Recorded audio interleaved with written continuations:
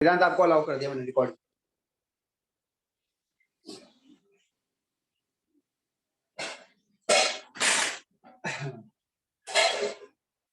तो चलिए आज हमें चालू करना है बेटा स्टेट्स ऑफ मैटर चैप्टर। ठीक है, इससे पहले हमने हाइड्रोकार्बन नाम का चैप्टर पढ़ा और काफी लेंथी चैप्टर था। एल्केन, एल्कीन, एल्काइन, बेंजीन, सबकी प्रिपरेशन देखी, सबकी केमिकल प्रॉपर्टीज देखी, सबकी फिजिकल प्रॉपर्टीज देखी, सबकी नेमिंग पढ़ी, है ना, ये सब हमने पढ़ा था। और मैंने आपको फ्लो चार्ट करने को कहा था और मोस्ट प्रोबेबली सारे के सारे पीछे के क्वेश्चन सर कर लिए थे, 4-5 छुड़वा दिए थे बेंजीन वाले। तो अब बेंजीन भी हो चुका है, तो आप जाके वो बेंजीन वाले क्वेश्चन जरूर एक बार ट्राई कर लेना, पेपर में वैसे ही क्वेश्चन आते हैं। ठीक, अब स्टेट्स ऑफ मैटर सुनो। देखो पढ़ाने को तो ये चैप्टर बहुत डिटेल में भी पढ़ाया जा सकता है, लेकिन अभी समय की जो है वो कमी है हमारे पास, तो हम इसको अपने एक एनसीईआरटी के लेवल पे ही रखेंगे। करने का तरीका, पढ़ने का तरीका ये होगा कि मैंने आपके पास नोट्स भेजे हुए हैं, आपको उन नोट्स से अपने नोट्स बनाने हैं। यहाँ से कुछ अगर आपको नया मिलता है आप स्क्रीनशॉट ले लेंगे, उसको अपने नोट्स में ऐड कर देंगे। और एक काम आपको एक करके चलना है कि मेरे लिए आपको एनसीईआरटी को रीड करना है। एनसीईआरटी को रीड जरूर करना है हर क्लास के बाद, या कभी कभी मैं क्लास के दौरान भी आपको पढ़ाऊंगा और कभी कभार मैं आपको होमवर्क भी दिया करूंगा कि एनसीईआरटी आज रीड करके रखना, जो भी हमने टॉपिक पढ़ा उसको आप अंडरलाइन करेंगे और फिर मुझे बताएंगे सर ये बातें हमें समझ नहीं आई या ये बातें आपने मिस कर दी है एनसीईआरटी से। ठीक है, बोलो शुरू करें, रेज योर हैंड। सभी बच्चे एनसीईआरटी ओपन कर लो चैप्टर 5 की। 4 बच्चे 5 बच्चे ने रेज हैंड कर दिया है, जल्दी जल्दी करो भाई फटाफट, वैसे ही लेट आए हो तुम सारे। आदित्य भाटी, कुणाल कपूर, हाँ very good. Kunal mike on करके बोल दो अगर नहीं हो रहा रेज हैंड तो।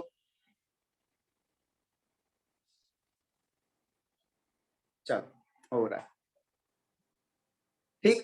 तो एनसीईआरटी आपने ओपन कर ली होगी, चैप्टर 5 आप ओपन करके रखें। चैप्टर 5 ओपन करते ही आपको टॉपिक दिख रहा होगा इंट्रोडक्शन नाम का। ठीक है, तो इंट्रोडक्शन आपको टॉपिक दिख रहा होगा। आप सुनो इंट्रोडक्शन में मेरी तरफ से क्या क्या है, कुछ कुछ मैं बता देता हूँ, बाकी आप किताब से पढ़ के अपने आप समझ। सबसे पहली बात तो ये मैटर क्या होता है। तो मैटर आपको 9th क्लास से बताया गया है कि जिसके पास मास हो और जो थोड़ी सी स्पेस आपको जगह घेर के दे, उसको हम मैटर कहते हैं ना। जैसे मैटर है कि इसके पास वजन भी है और ये थोड़ी सी जगह घेर रहा है, मेरे हाथ पे जगह घेर रहा है, हवा में लटका आगे तो हवा में जगह घेर रहा है। तो anything which occupy space and have some mass is known as matter. ये मैटर की डेफिनेशन आपको शुरू से सिखाई गई है और सेम वही है। अब स्टेट्स का मतलब क्या है कि बेसिकली फिजिकल स्टेट किस अवस्था में मिलता है। तो बेसिकली स्टेट्स की अगर बात करें, मैटर की स्टेट्स की, तो टोटल 5 होती हैं, लेकिन हमें जो फोकस किया जाता है वो 3 पे ही किया जाता है। सबसे पहले है बच्चों Bose Einstein condensate. Bose Einstein condensate, Bose Einstein condensate. ठीक, इसके बाद है बच्चों सॉलिड, इसके बाद है लिक्विड, इसके बाद है गैस, इसके बाद है प्लाज्मा। ठीक, मार्कर चल नहीं रहा है, मैं एक मिनट मार्कर में एक भर लूं।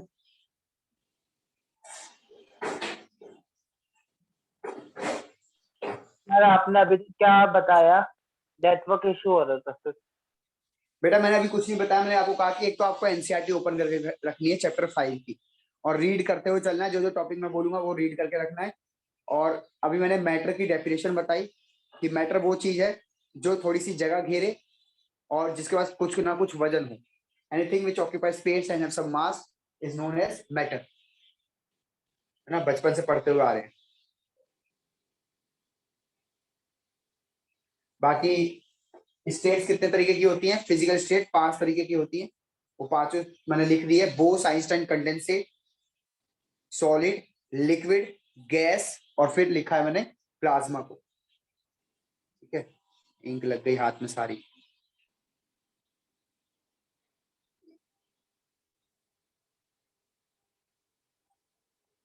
अब सुनिए ये मैंने लिखा हुआ है बेटा decreasing order of sorry increasing order of energy. Energy के इंक्रीजिंग ऑर्डर में मैंने लिखा हुआ। इसका क्या मीनिंग हुआ सर? इसका मीनिंग ये हुआ बच्चों कि इसकी एनर्जी सबसे ज्यादा होती है, इसके मॉलिक्यूल्स की एनर्जी कम, थोड़ी और कम, थोड़ी और कम, और सबसे कम एनर्जी होती है बोस आइंस्टाइन कंडेंसेट स्टेट की। बेसिकली बोस आइंस्टाइन कंडेंसेट जो है, सॉलिड को जब आप सुपर कूल कर दोगे, कूल करते जाओ, कूल करते जाओ, कूल करते जाओ, बहुत कूल कर दो, तो आप बोस-आइंस्टाइन कंडेंसेट वाली अवस्था पे या स्टेट पे पहुंच जाते हैं। ऐसे जब आप गैस को बहुत गर्म करते जाओ, बहुत गर्म करते जाओ, बहुत गर्म करते जाओ, तो प्लाज्मा पे आप पहुंच जाते हो। इस तरीके से आप इसको समझ सकते हो। बाकी बारीकी जो है वो हमारे लेवल पे नहीं है, आपको हायर लेवल पे पढ़ने को मिलेगा। अब आ जाओ, इनको थोड़ा और एनालिसिस करते हैं। तो सॉलिड स्टेट जो है ये आप पढ़ोगे 12th क्लास में। 12th क्लास में चैप्टर नंबर 1, फर्स्ट चैप्टर में ही सर आप इसमें 12th क्लास में। एनर्जी से क्या मतलब है? बताता हूँ एनर्जी से क्या मतलब। 12th क्लास में फर्स्ट चैप्टर पढ़ोगे आप सॉलिड स्टेट नाम का। लिक्विड से रिलेटेड जो है ये भी 12th क्लास में आप सेकंड चैप्टर पढ़ोगे, सॉल्यूशन नाम का होगा। तो सॉल्यूशन में यानी लिक्विड लिक्विड घोलना होगा, तो उसमें आपको इसमें पढ़ाई मिल जाएगी। हालांकि जो अभी हम चैप्टर पढ़ने जा रहे हैं इसमें भी एक लास्ट में टॉपिक है लिक्विफिकेशन ऑफ गैसेस करके और लिक्विड स्टेट करके, मैं वो स्किप कर देता हूँ क्योंकि उसमें एक टॉपिक है विस्कोसिटी, सरफेस टेंशन, वो फिजिक्स वाले सर वैसे ही पढ़ा देंगे आपको, तो हम उसको स्किप सर कर वो देते हैं। आप खुद डिलीटेड से है। डिलीटेड है, वैसे भी वो डिलीटेड है और वो आपको वैसे भी फिजिक्स में मिल जाता है। तो गैसेस में आपका ये चैप्टर 5 में तो 11th क्लास, इसमें आपको मिल जाएगा। प्लाज्मा और बोस-आइंस्टाइन कहीं मिलने वाला नहीं है। अब बात रही है एनर्जी की, सर कौन से एनर्जी की बात कर रहे हो? तो बेसिकली मैं इनके मॉलिक्यूल्स की एनर्जी की बात कर रहा हूँ बेटा, मॉलिक्यूल्स के एनर्जी की बात। मॉलिक्यूल्स पे कौन सी एनर्जी सर? बहुत सारी एनर्जी होती है मॉलिक्यूल्स के पास। जनरली जो मैं यहाँ बात कर रहा हूँ वो बात कर रहा हूँ मॉलिक्यूल्स के काइनेटिक एनर्जी। मॉलिक्यूल्स के पास जो काइनेटिक एनर्जी है वो सबसे ज्यादा होती है यहाँ, उससे कम यहाँ। गैस में देखो खूब सारे घूम सकते हैं, तो जब गैस में मॉलिक्यूल घूम सकते हैं तो उनकी काइनेटिक एनर्जी बहुत ज्यादा होगी। लिक्विड में थोड़ा कम घूम पाते हैं। सॉलिड में तो वो अपनी जगह पे रह के बस वाइब्रेशन कर सकते हैं, बस ऐसे अपनी जगह पे हिल सकते हैं बस, तो इनकी एनर्जी और कम हो गई। और सुपर कूल है ये, तो बोस-आइंस्टाइन मैंने कहा ना बहुत ठंडा कर दोगे तो फिर उनके पास तो काइनेटिक एनर्जी एक तरीके से बचेगी ही नहीं, इवन वाइब्रेशनल भी नहीं बचेगी। तो इस तरीके से इसके बेसिस पे मैंने बताया। आगे समझ? Yes sir. ठीक। सर अब मैं Bose sir Bose Einstein condensate का कोई एग्जांपल और प्लाज्मा कोई का? एग्जांपल नहीं है, नहीं कोई एग्जांपल नहीं है। आज मैंने स्कूल में भी ये चैप्टर चालू किया तो बच्चे ने यही पूछा कि बोस-आइंस्टाइन का कोई एग्जांपल दो। ऐसा नहीं है कि बोस-आइंस्टाइन कोई नेचुरली अकरिंग स्टेट है कि कहीं गए आप, स्विट्जरलैंड में गए, स्विट्जरलैंड में बहुत ठंड होती है तो कोई चीज आपको मिल गई बोस-आइंस्टाइन कंडेंसेट वाली। नहीं बेटा, ये बनाई जाती है स्पेशली बोस-आइंस्टाइन वाली। आपको सुपर कूल करना पड़ेगा किसी चीज को, ऐसी प्लाज्मा भी आपको बनाना पड़ेगा। कोई भी चीज आप प्लाज्मा बना का सकते हो। एग्जांपल तो सन हो सकता है। सन हो सकता है, कह सकते हो, बहुत ज्यादा हीट है वहां पे, बिल्कुल कह सकते हो। ठीक है, बाकी आप गूगल कर लेना कि example of Bose Einstein, example of plasma, उसको ग्रुप में शेयर कर लेना, मैं भी थोड़ा पढ़ लूंगा टाइम निकाल के कि मैं भी देखूं कि आप लोग कितना रिसर्च कर रहे हो। ठीक है, अब आगे सुनो। अब सॉलिड लिक्विड गैस में बेसिक बेसिक डिफरेंस होते हैं, वो मैं स्किप कर रहा हूँ, मुझे लगता है कि आपको आना चाहिए कि सॉलिड के पार्टिकल्स पास पास होते हैं, लिक्विड के पार्टिकल दूर दूर होते हैं, गैस के पार्टिकल और दूर दूर होते हैं, है ना। सॉलिड का फिक्स शेप होता है, फिक्स वॉल्यूम होता है, लिक्विड का फिक्स शेप नहीं होता, फिक्स वॉल्यूम होता है, और गैस का ना तो फिक्स शेप होता है ना तो फिक्स वॉल्यूम होता है। ये सब बेसिक बेसिक बातें हैं, तो आपको आनी चाहिए। इसके बाद ये ध्यान रखना कि ये लोग इंटर कन्वर्टेबल होते हैं। इंटर कन्वर्टेबल का मीनिंग क्या हुआ सर? कि आप सॉलिड लिक्विड गैस को आपस में कन्वर्ट कर सकते हो। मान लीजिए आप सॉलिड लिया आपने और सॉलिड को आपने हीट कर दिया तो वो लिक्विड बन जाता है, ठीक। और लिक्विड को आपने हीट कर दिया तो गैस बन जाता है। गैस को आप कूल कर दो तो वो लिक्विड बन जाती है, लिक्विड को आप कूल कर दो तो वो सॉलिड बन जाता है। ये तो टेम्परेचर का रूल हो गया, टेम्परेचर का, कि टेम्परेचर से खेल कर आप इनको आपस में इंटर कन्वर्ट कर सकते हो। प्रेशर से भी कर सकते हो। प्रेशर का क्या है कि आप गैस को प्रेशर इंक्रीज करो, प्रेशर इंक्रीज तो वो लिक्विड बन जाता है। लिक्विड का आपको बहुत ज्यादा प्रेशर इंक्रीज करना पड़ेगा, बहुत ज्यादा मतलब हाईली इनकम्प्रेसिबल, ये मान के चलो ना के बराबर, तो सॉलिड बन जाएगा। मतलब बहुत प्रेशर लगाना पड़ेगा बच्चों, अभी दिखाता हूँ एक डायग्राम से, ठीक है। सब प्रेशर से भी चेंज करते हैं? है जी, प्रेशर से स्टेट चेंज कर सकते हैं? प्रेशर से यस सर। हाँ हाँ कर सकते हैं। और सॉलिड का अगर आप प्रेशर घटा दें तो लिक्विड, और लिक्विड का अगर आप प्रेशर घटा दें तो गैस। अब देखो इसको मैं दिखाता हूँ कि क्या इसका मीनिंग है। इसका मीनिंग ये है कि कंटेनर लो और कंटेनर में यहाँ लगा दो पिस्टन, ये ऐसे करके आप ये इस तरीके से, है ना, ये ऊपर नीचे होता है। अब इसके अंदर गैस के मॉलिक्यूल्स भरे हुए हैं, ये गैस के मॉलिक्यूल्स हैं। तो जैसे जैसे बेटा आप पिस्टन को दबाओगे सारे गैस के मॉलिक्यूल्स पास पास आने लगेंगे, और जब पास पास आने लगेंगे तो वो तो लिक्विड स्टेट हो गई। आप और दबा रहे हो और दबा रहे हो तो लिक्विड के पार्टिकल्स और पास पास आ रहे हैं और फिर वो सॉलिड हो गया। लेकिन लिक्विड से सॉलिड जाने पे जो प्रेशर बढ़ाना होता है वो नेक्स्ट टू इम्पॉसिबल है, ऐसे मान के चलो। नेक्स्ट टू इम्पॉसिबल मतलब बहुत मुश्किल है। आप खुद ही सोचो ना कि यहाँ पे अगर मैं लिक्विड भर दूं, इसके अंदर में यहाँ तक लिक्विड भर देता हूँ, इतना लिक्विड भर दिया और यहाँ पे मैंने पिस्टन लगा दिया और मैं आपको कह रहा हूँ बेटा इस पिस्टन को दबा ताकि ये सॉलिड बन जाए।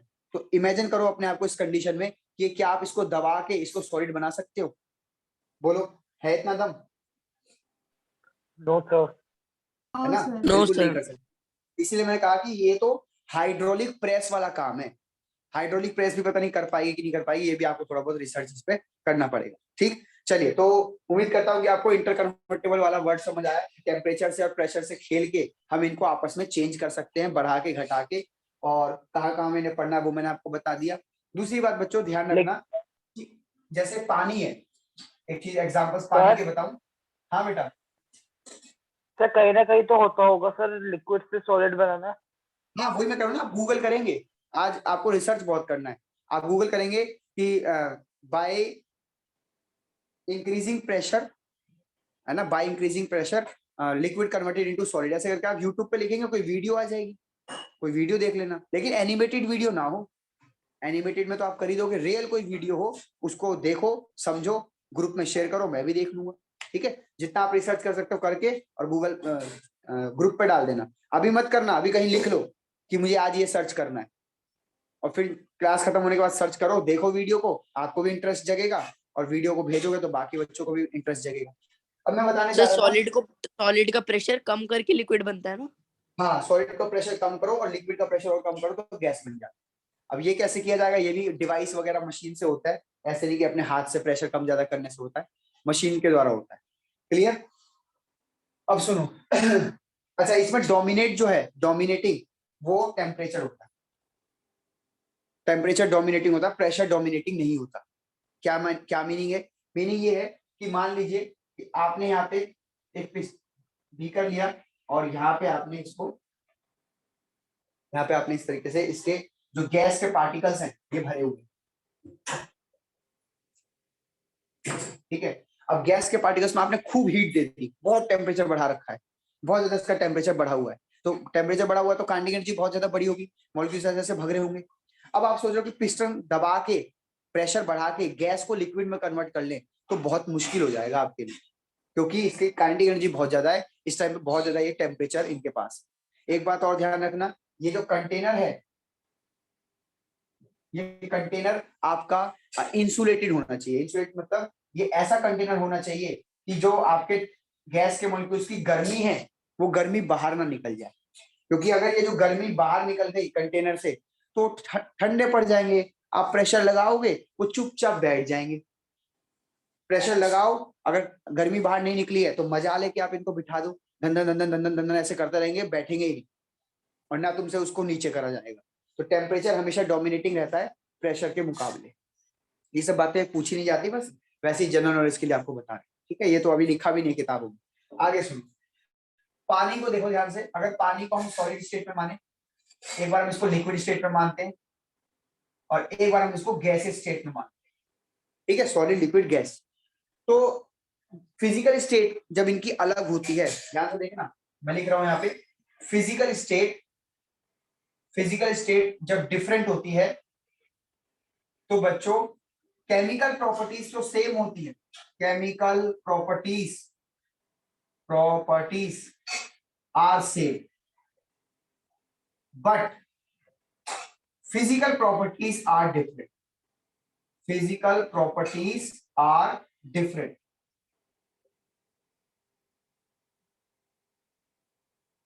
ऐसे क्या मीनिंग हुआ सर? मीनिंग देखो मैं बताता हूं। जो सॉलिड वाला पानी है, बर्फ, वो भी एसिड के साथ रिएक्शन कर सकता है। लिक्विड वाला पानी वो भी एसिड के साथ कर सकता है। स्टीम वाला, गैस वाला पानी वो भी एसिड के साथ कर सकता है। मतलब अगर एक ने एसिड के साथ प्रॉपर्टी शो कर दी तो बाकी लोग भी एसिड के साथ रिएक्शन करेंगे, और इसी को कहते हैं केमिकल प्रॉपर्टीज। और तीनों कर रहे हैं तो केमिकल प्रॉपर्टीज सेम होती है। अगर एक ने बेस के साथ रिएक्शन करने से मना कर दी तो ना ये बेस के साथ रिएक्शन करेगा ना ये करेगा। ठीक है, ये मान लो सल्फ्यूरिक एसिड के साथ कर रहा तो ये भी करेगा, ये भी करेगा, मतलब अगर एक बंदा भी रिएक्शन कर रहा है एक फिजिकल स्टेट में भी, तो हर फिजिकल स्टेट में वो रिएक्शन करेगा ही करेगा, बस थोड़ा स्लो करेगा, कोई फास्ट करेगा। जैसे एसिड के साथ बर्फ जो है थोड़ा स्लो रिएक्ट करेगी, पानी थोड़ा तेजी से रिएक्शन करेगा, और गैस और तेजी से रिएक्शन करेगा। तो हम ये भी लिख सकते हैं कि यहाँ पे केमिकल रिएक्शन का जो रेट है, केमिकल रिएक्शन का जो रेट है वो डिफरेंट होगा।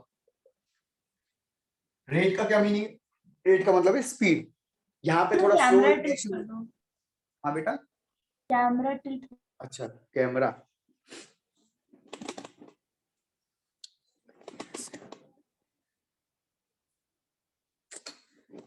एक मिनट रुको।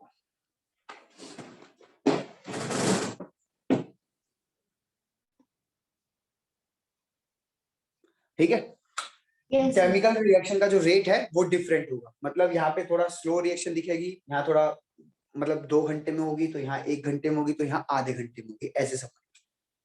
फिजिकल स्टेट, फिजिकल प्रॉपर्टीज अलग होंगी। फिजिकल प्रॉपर्टी मतलब बॉइलिंग पॉइंट अलग हो जाएगा, मेल्टिंग पॉइंट अलग हो जाएगा, डेंसिटी अलग हो जाएगा, है ना, इस तरह की जो बातें हैं वो अलग हो जाएंगी। मेन मुद्दा ये है ये कि केमिकल रिएक्शंस तो सारी सेम होंगी, कि सबके सब एसिड के साथ रिएक्शन कर रहे हैं, लेकिन स्पीड अलग हो जाएगी, कोई स्लो करेगा, कोई फास्ट करेगा, कोई ज्यादा फास्ट करेगा, कोई ज्यादा स्लो करेगा, ऐसे हो जाएगा। तो यही था आपका इंट्रोडक्शन, इसमें और कुछ खास है नहीं। अब मेरे कहने से प्लीज, मेरे कहने से एक काम आप कर दो कि आप जाओ, एनसीईआरटी का इंट्रोडक्शन पेज होगा, उसमें आप सेकंड हेडिंग बताओ इंट्रोडक्शन के बाद क्या है, इंटरमोलिकुलर फोर्सेस ऑफ अट्रैक्शन, यही है। Yes sir. यस ये सर। ये नहीं पढ़ना आपको, आप बस इंट्रोडक्शन पढ़ दो पूरा पैसेज, और मुझे बताओ कौन सा आपको लाइन समझ नहीं आया। जल्दी से, मैं बैठा हूं आपका वेट कर रहा हूं।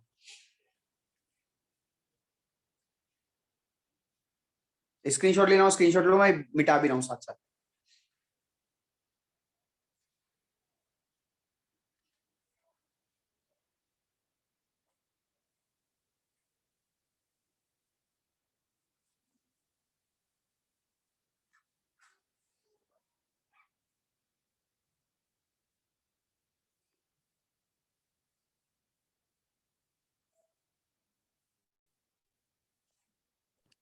सर यहाँ पे लिखा है characteristics of 3 states of water depends on the energy of molecules and on the manner in which water molecules aggregate. Same aggregate. is aggregate. Same is true for other substance also. मतलब इसका क्या हुआ? हाँ मतलब ये कह रहा है कि एनर्जी वाला तो समझ गए तुम पॉइंट। Yes sir. एनर्जी ज्यादा होगी तो गैस स्टेट होगा, एनर्जी कम होगी मॉलिक्यूल्स की तो लिक्विड, और कम होगी तो सॉलिड। कौन सी energy? Okay kinetic sir. Energy. ये okay sir. और पैटर्न क्या कह रहा है कि अगर चिपके हुए हैं तो सॉलिड, थोड़ा सा दूर है तो लिक्विड, थोड़ा और दूर है तो गैस, बस। Okay sir. एग्रीगेट, एग्रीगेट में होता है इकट्ठा होना, तो इकट्ठे कैसे हैं वो देखो, इकट्ठे अगर थोड़े दूर दूर से हैं तो gas. Okay sir. Sir density. हाँ डेंसिटी कह सकते हो, डेंसिटी बढ़ जाती है जैसे जैसे वो पास होते जाते हैं।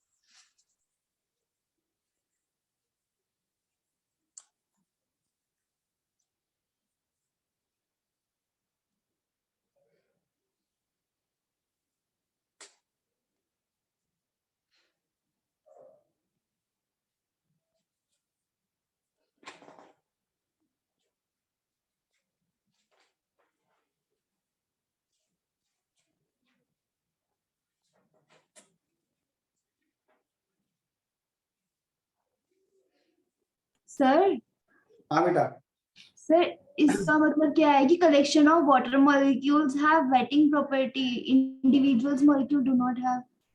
ये कह रहा है कि ना कोई भी जो मॉलिक्यूल है वो अपनी जो प्रॉपर्टी है वो बल्क में ही दिखाता है। जैसे पानी, जो गीलापन है पानी का, पानी आप छूते तो गीला लगता है, वो बल्क में ही है। पानी के बहुत सारे मॉलिक्यूल्स अगर आप अपने ऊपर गिरोगे तो आपको गीला लगेगा, पानी का एक मॉलिक्यूल गिरोगे तब थोड़ी कोई गीला लगेगा। पानी के एक मॉलिक्यूल का थोड़ी कोई बॉइलिंग पॉइंट होता है, खूब सारे मॉलिक्यूल लोगे तब बॉइलिंग पॉइंट होता है, खूब सारे मॉलिक्यूल लोगे तब मेल्टिंग पॉइंट होता है, खूब सारे मॉलिक्यूल लोगे तब डेंसिटी होता है। सिंगल मॉलिक्यूल का कुछ नहीं होता। तो जो ये प्रॉपर्टीज दिखाते हैं, ठंडा है, गर्म है, गीला है, सूखा है, खुशबू आ, ये सब मिक्स करके मॉलिक्यूल्स का है, कोई सिंगल मॉलिक्यूल ये सब नहीं दिखाता। ये कहना चाह रहे हैं ये लोग। Yes. Sir. हाँ जी, सर एक ये लाइन है, chemical properties of substance do not change with the change of its physical state, but rate of chemical reaction do depends upon the physical state. ये यहाँ पे भी समझाया था कि केमिकल रिएक्शन सर, चेंज नहीं होती। ये आगे क्या लिखा है, but rate of chemical reaction do depends upon the physical state. वही रेट मतलब स्पीड, कि केमिकल रिएक्शन की जो स्पीड है वो डिपेंड करती है कि कौन सी फिजिकल स्टेट आपने ली है। अगर सॉलिड फिजिकल स्टेट ली है तो थोड़ा स्लो रिएक्शन करेगा, लिक्विड लिए तो थोड़ा और तेजी से करेगा, गैस लिए तो और तेजी से करेगा। ठीक है।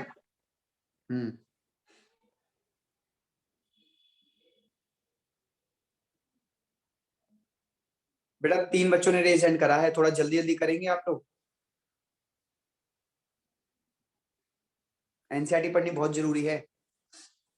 ओके 5 बच्चों का, 6 बच्चों का रेज हैंड आ गया। ओके पीयूष रावत का भी आ गया। पीयूष रावत आप लास्ट क्लास एब्सेंट थे बेटा, प्लीज एब्सेंट मत हो। आपको पहला टीचर मिला होगा लाइफ का जो आपसे रिक्वेस्ट कर रहा है कि प्लीज एब्सेंट मत हो, वरना टीचर्स आजकल के आपको पता ही है प्रॉपर बिजनेसमैन है, आप बस फीस टाइम से पे करो, उन्हें कोई मतलब नहीं रहता। लेकिन हम आपसे रिक्वेस्ट करते हैं कि भाई हमेशा आया करो रेगुलर। कुंजम कह रहे सर जनवरी एंड तक टर्म 2 का सिलेबस कंप्लीट हो जाएगा। हाँ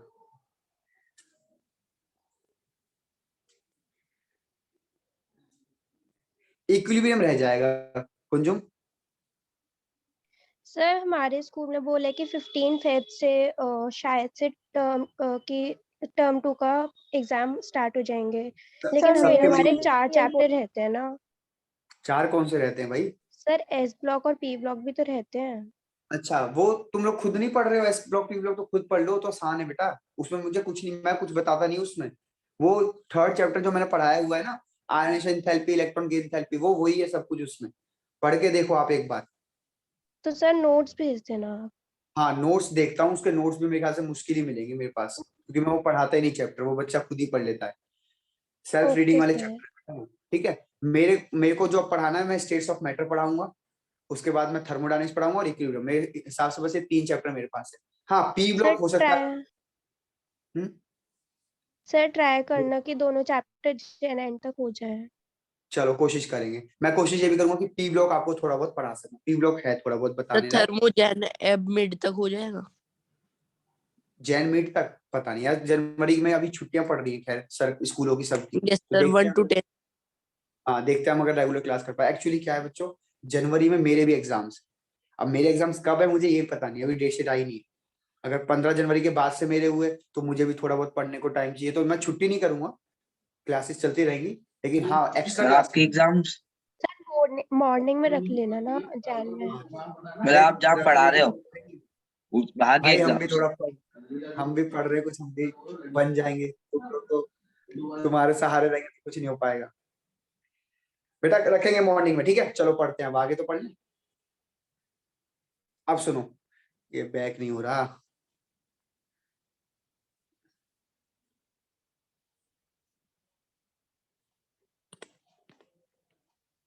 बेटा वीडियो दिख रही है? Yes sir. Yes screen black हो गई यार मेरी तो।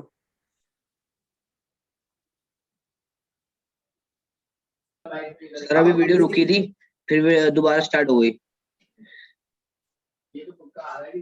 तो दिख रही है, ब्लैक दिख रही है स्क्रीन मुझे तो यार बिल्कुल पूरी। सर दोबारा से स्टार्ट करता हूँ, मतलब कर दे दिया आपसे। रुक जाओ देखता हूँ क्या चक्कर है, ऊपर से नोटिफिकेशन आ रही है, जूम पे क्लिक कर रहा हूँ, जूम इज नॉट रिस्पॉन्डिंग। वेदांत चलो ऑन कर दिया, ठीक सर इसलिए रोका था ना, आप चले गए थे। ठीक है। अब सुनो, मैं ये बता रहा था कि अगला हेडिंग आपको दिख रहा होगा इंटरमोलिकुलर फोर्स ऑफ अट्रैक्शन। तो ये टॉपिक हम ऑलरेडी कवर कर चुके हैं अपने हाइड्रोकार्बन के एल्केन्स में। मैं आपको एक ओवरव्यू देता हूँ, आप इसको ध्यान से सुनिएगा। देखो अट्रैक्शन होता है केमिस्ट्री में, जो आप अट्रैक्शन पढ़ते हो तो अट्रैक्शन 2 लोगों में पढ़ते हो आप, या तो आप एटम्स के बीच का अट्रैक्शन पढ़ते हो, या फिर आप पढ़ते हो बेटा मॉलिक्यूल्स के बीच का अट्रैक्शन, मॉलिक्यूल्स के बीच का अट्रैक्शन। आप ये कौन से पेज पे पढ़ा रहे हो, मतलब वो पेज खोल के रखे है ना बुक का? नहीं ये नहीं है, ये तो नहीं है आपकी किताब में, ये तो मैं अच्छा एक्स्ट्रा ओके बता रहा हूं। एटम्स के बीच का जो अट्रैक्शन होता है उसी को तो आप लोग नाम देते हो ionic bond, covalent bond, metallic bond and आपका coordinate bond. Coordinate bond, metallic की भी स्पेलिंग गलत लिखी है, ये METALLIC, ठीक है। ये मुझे ऐसे याद आता है कि एक स्टूडेंट मेरी पढ़ती है बच्ची, वो मुझे टोकती है हमेशा मेटालिक सॉलिड लिखने पे, तो मुझे अब स्पेलिंग इसकी याद हो गई है कि METALL, वरना मैं हमेशा डबल टी लिखता था। तो ये 4 तरीके के बॉन्ड होते हैं। होपफुली आपने आयनिक, कोवेलेंट और कोऑर्डिनेट सुना हुआ है। मेटालिक मैं आपको बताता हूँ हल्का फुल्का, 12th क्लास में आएगा मेटालिक। जैसे लोहे की रॉड है, तो लोहे की रॉड में सारे एटम्स Fe मतलब iron, atomic number 26, Fe atom जुड़े हुए हैं। तो यहाँ पे जो Fe आपस में जुड़े हुए हैं, इन्होंने आयनिक बॉन्ड तो बनाया नहीं है, क्योंकि आयनिक बॉन्ड में एक इलेक्ट्रॉन देता है, एक लेता है। और पहली बात, आयनिक बॉन्ड किसके बीच बनता है? आयनिक बॉन्ड बनता है मेटल और नॉन मेटल के बीच। कोवेलेंट बॉन्ड भी नहीं है इनके बीच में, इस रॉड के बीच में। क्यों? कोवेलेंट बॉन्ड बनता है बच्चों नॉन मेटल और नॉन मेटल के बीच। मेटालिक बॉन्ड होता है बेटा मेटल्स और मेटल के बीच। अब ये होता क्या है, ये हम आपको 12th क्लास में समझा देंगे। बाकी कोऑर्डिनेट बॉन्ड होता है। अच्छा, मॉलिक्यूल्स के बीच में कैसा अट्रैक्शन है? तो मॉलिक्यूल्स के बीच में 2 तरीके का अट्रैक्शन है। एक तो है हाइड्रोजन बॉन्ड, जिसे हाइड्रोजन बॉन्डिंग भी बोलते हैं, और एक है van der Waals force of attraction. Van der Waals force of attraction. अब van der Waals force of attraction हमने आपको पढ़ाया था, इसके 5 रूप थे बेटा, 5 रूप थे। मैं 5 रूप यहाँ लिख देता हूँ, पता नहीं इसमें तो आएगा नहीं, सर छोटा आपने छोटा लेफ्ट हो पे गया। क्या बताया? मैं लीव हो गया था, मुझे आप दिख नहीं रहे थे। अच्छा मुझे, मैं आपको देख नहीं रहा था। मैंने लेफ्ट में बताया कि एटम्स के बीच का अट्रैक्शन होता है, तो या तो वो आयनिक अट्रैक्शन होता है जिसे आयनिक बॉन्ड कहते हैं, या तो कोवेलेंट बॉन्ड कहते हैं, या उसको मेटालिक बॉन्ड कहते हैं, या कोऑर्डिनेट बॉन्ड कहते हैं। इस तरीके से 2 एटम्स आपस में चिपक सकते हैं। आयनिक बॉन्ड होता है मेटल नॉन मेटल के बीच, कोवेलेंट बॉन्ड होता है नॉन मेटल के बीच, मेटालिक बॉन्ड होता है मेटल मेटल के बीच। जैसे लोहे की रॉड है तो मेटल मेटल, यहाँ पे सारे Fe के एटम्स आपस में जुड़े हुए हैं तो मेटालिक बॉन्ड। और कोऑर्डिनेट बॉन्ड वो शेयरिंग वाला, जो एक तरफ से शेयरिंग ज्यादा था। मॉलिक्यूल्स के बीच में 2 तरीके की बॉन्डिंग है, एक हाइड्रोजन बॉन्डिंग, एक van der Waals force of attraction. ये हमने आपको पढ़ा रखा है ऑलरेडी। कौन कौन से पढ़ाए थे वो मैं यहाँ लिख देता हूँ। हाँ बेटा बोलो। सर इंटरमॉलिक्यूल और इंट्रामॉलिक्यूल फोर्सेस किसके बीच, हाँ, मतलब एटम्स में आएंगे और मॉलिक्यूल्स में आएंगे? इसमें आएंगे, मॉलिक्यूल्स में आएंगे बेटा। डिफरेंस होता है उसमें, बताएंगे आपको। हाइड्रोजन बॉन्डिंग होता है इंट्रामोलिकुलर इंटरमोलिकुलर। दूसरा होता है बेटा डाइपोल डाइपोल। पहला होता है आयन डाइपोल, फिर डाइपोल डाइपोल, फिर ion induced dipole, ion induced dipole. चौथा होता है बच्चों dipole induced dipole, dipole induced dipole. और पांचवा होता है हमारा लंदन फोर्स, या इसे बोलते हैं डिस्पर्जन फोर्सेस, डिस्पर्जन फोर्सेस। ठीक है जी। अच्छा, ये मैंने ऑर्डर लिखा है इनकी स्ट्रेंथ के आधार पर। इनकी स्ट्रेंथ यहाँ पे बढ़ रही है, ओ सॉरी घट रही है। स्ट्रेंथ डिक्रीजेस, मतलब सबसे मजबूत जो बॉन्ड है वो ये है अट्रैक्शन। सबसे वीक, फिर वीक, फिर वीक, और सबसे खराब जो अट्रैक्शन है वो है लंदन फोर्सेस या डिस्पर्जन फोर्सेस। ये पांचों की पांचों ऑलरेडी डिस्कस्ड है हाइड्रोकार्बन नाम के चैप्टर में। नोट्स स्टेट्स ऑफ मैटर में आपको मिल जाएगा, एक बार अच्छे से पढ़िएगा, क्लियर हो जाएगा। ठीक, इसके बाद आपको एक टॉपिक दिख रहा होगा थर्मल एनर्जी, ढूंढो कहाँ पे है। Yes sir. Yes sir. ठीक, अब सुनो थर्मल एनर्जी क्या है। थर्मल एनर्जी को किस तरीके से बताना चाह रहे वो समझिएगा, ठीक है। फिर मेरे लिए बस आप एक थर्मल एनर्जी का पैराग्राफ पढ़ लेना, मुझे बताना उसमें क्या लिखा है, समझ आ रहा है कि नहीं। जो मेरे हिसाब से होना चाहिए वो मैं आपको बताता हूँ। देखो, मॉलिक्यूल्स जो है, मॉलिक्यूल्स वो अगर अट्रैक्शन करेंगे, अट्रैक्शन, तो उनका रीजन होगा वैन डर वाल फोर्स, या फिर आप कह सकते हो हाइड्रोजन बॉन्ड। अगर मॉलिक्यूल्स 2 पास में आ रहे हैं, अट्रैक्शन कर रहे हैं, तो या तो वो इस तरीके से अट्रैक्शन करेंगे या फिर हाइड्रोजन बॉन्ड से करेंगे। हाइड्रोजन बॉन्ड और कुछ नहीं है, हाइड्रोजन बॉन्ड डाइपोल डाइपोल का स्पेशल केस है, स्पेशल केस। मैं आपको दिखा भी देता हूं क्योंकि ये अभी 5th चैप्टर में है नहीं, थोड़ा बहुत दिखा दे। देखो ऐसे HOH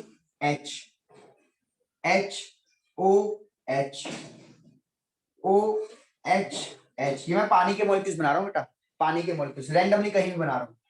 HHO, ये अब आपको पता है ना इसमें पानी नेगेटिव होता है और H पॉजिटिव होता है, तो मैं वही बना रहा हूँ, H positive negative positive positive negative positive negative positive positive. अब बच्चों ये भी एक डाइपोल है, ये भी एक डाइपोल है, तो यहाँ इंटरेक्शन होगा नेगेटिव पॉजिटिव में, नेगेटिव पॉजिटिव में, नेगेटिव पॉजिटिव में, नेगेटिव पॉजिटिव में, और नेगेटिव पॉजिटिव में, नेगेटिव पॉजिटिव में, ऐसे डैश लाइन से। तो ये बच्चे कहते हैं कि सर ये तो डाइपोल डाइपोल हो गया, एक डाइपोल दूसरे डाइपोल को अट्रैक्ट कर रहा है। बिल्कुल सही है, डाइपोल डाइपोल ही है, लेकिन जब डाइपोल डाइपोल में आपको एक तरफ हाइड्रोजन दिखे और दूसरी तरफ आपको फोन दिखे, यानी फ्लोरीन दिखे, ऑक्सीजन दिखे और नाइट्रोजन दिखे, तो आप इस वाले अट्रैक्शन को बोल देते हैं हाइड्रोजन बॉन्ड। और ये वैसे वाले डाइपोल डाइपोल से स्ट्रॉन्ग होता है। जिससे मान लो ये HCl है, देखना ध्यान से बच्चों, ये HCl है, ये इलेक्ट्रोनेगेटिव है, नेगेटिव हो गया, ये पॉजिटिव हो गया, ये इलेक्ट्रॉन खींचेगा, नेगेटिव हो गया, ये पॉजिटिव हो गया। अब नेगेटिव और पॉजिटिव में इंटरेक्शन होगा, डाइपोल डाइपोल हो गया। ये हाइड्रोजन बॉन्ड नहीं है, हाइड्रोजन तो देखो इसमें भी है, पर इसमें देखो बंदा दूसरा कौन है, क्लोरीन। और मैंने क्या कहा था, दूसरा बंदा कौन सा होना चाहिए, फ्लोरीन, ऑक्सीजन या नाइट्रोजन। तो ये डाइपोल डाइपोल है, जबकि ये एक हाइड्रोजन बॉन्ड है। फर्क क्या है दोनों में, ये भी डाइपोल डाइपोल, ये भी डाइपोल डाइपोल, बस ये ज्यादा मजबूत होता है, इसका अट्रैक्शन ज्यादा स्ट्रॉन्ग है। तो hydrogen bond is a special case of dipole dipole but with a good strength, बहुत अच्छी स्ट्रेंथ होती है, अच्छे से अट्रैक्शन कर पाता है। बस इतना ही फर्क है, इसमें और कुछ नहीं। बाकी नोट्स में आप एक बार हाइड्रोजन बॉन्ड को पढ़ लेना, आ जाएगा समझ, इतना कुछ खास नहीं है। तो अब वापस इस पे आते हैं अपने टॉपिक पे। हाँ बेटा, ये जो पोलर का मतलब यही होता है ना, HCl पोलर है और नॉन हाँ। Polar HS bond. Non polar जिसमें कोई भी पॉजिटिव नेगेटिव ना आए, जैसे ये H और H, कोई भी इलेक्ट्रॉन नहीं खींच पाएगा, तो ना इस पे नेगेटिव आएगा ना उस पे, ना पॉजिटिव, कुछ भी नहीं आएगा। ये लो Cl ये भी non polar, oxygen molecule non polar, nitrogen molecule non polar, सब नॉन पोलर है। ठीक, आ जाओ। अगर मॉलिक्यूल्स दो अट्रैक्शन कर रहे हैं सर, तो या तो हाइड्रोजन बॉन्ड होता है, उसमें आपने बताया बेटा, वो फोन से रिएक्शन करता है। हाँ हाइड्रोजन बॉन्ड में एक तरफ हाइड्रोजन होना चाहिए, तो दूसरा सर जो मैं कह अट्रैक्ट कर रहा है, तीनों एलिमेंट्स होने चाहिए